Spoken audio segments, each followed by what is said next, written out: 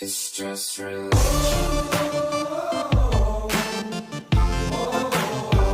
It's just religion.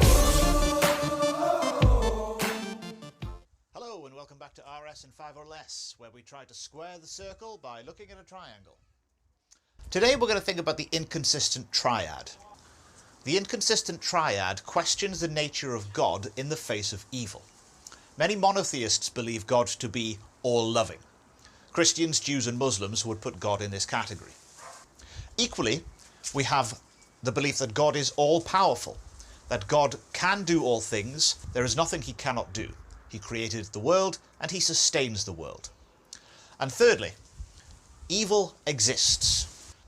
We don't have to spend long reading the newspapers or watching the news in order to see that there is much evil in the world. The Christian theologian Stott famously said, "The greatest challenge to Christianity is the continued existence of evil." Surely an all-loving God, who is all-powerful, would stop evil from existing. Evil, suffering, hatred, pain would not be a feature in a universe with a God who wanted to help because he was all-loving and had the power to help because he was all-powerful. The argument goes that since evil exists in our world, God can either be not all-loving or not all-powerful. This philosophical problem pushes us to choose two out of these, but we cannot have all three.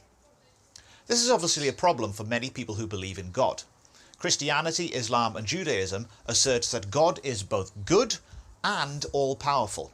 However, it is difficult to deny the existence of evil in the world. How do we solve this problem? Firstly, remove this one. Say that God is not all-loving. Then you could have a God who is all-powerful. He could do something about evil and suffering, but he doesn't want to. However, this is incompatible with the monotheistic religions we find in the world today. If God's love does not extend to humanity, then why serve him at all? What good is a God who is not all-loving? A second way to solve this problem would be to remove this one. Remove the belief that God is all-powerful. Then you could have a belief that God is all-loving, God wants to solve the problem of evil, but he is unable to. God is loving, he is kind, he is caring, and he wishes he could help, but he cannot. Why should I address my prayers and my worship and my service to a God who is not all-powerful? A third way to possibly solve this problem is to remove this one. Say that there is no evil in the world. This on the face of it seems ridiculous. How could you possibly logically argue that there is no evil in the world? You can make the argument that although evil and suffering is not removed from the world, this is the best of all possible worlds. The philosopher Leibniz proposed this. The traditional argument made by theists is that God created humans with free will. This is the cause of evil and suffering in the world. Many Christians would argue that the fall of Adam and Eve, their disobedience of God in the Garden of Eden, is the source of all evil and suffering. As such, evil and suffering in the world is a cause and effect thing.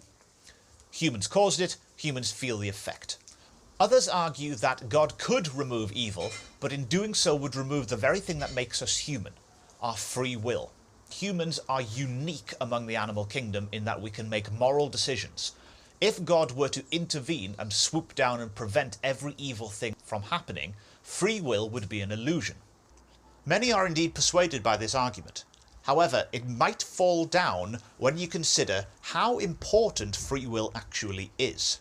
Many people who are experiencing suffering and pain and evil would gladly give up their free will in order to end that suffering. Of course, it is the Christian belief that God took pain on himself when God became human in the person of Jesus Christ.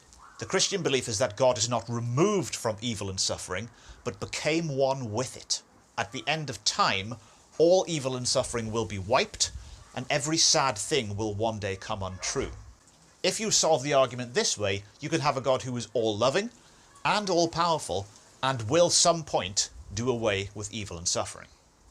However, not everybody is convinced by this argument, and it seems to put the solution to the problem into the afterlife, whereas the problem itself is experienced in this life. What do you think? Does the inconsistent triad prove that God cannot be all-loving or all-powerful? Or are there ways to solve this philosophical problem?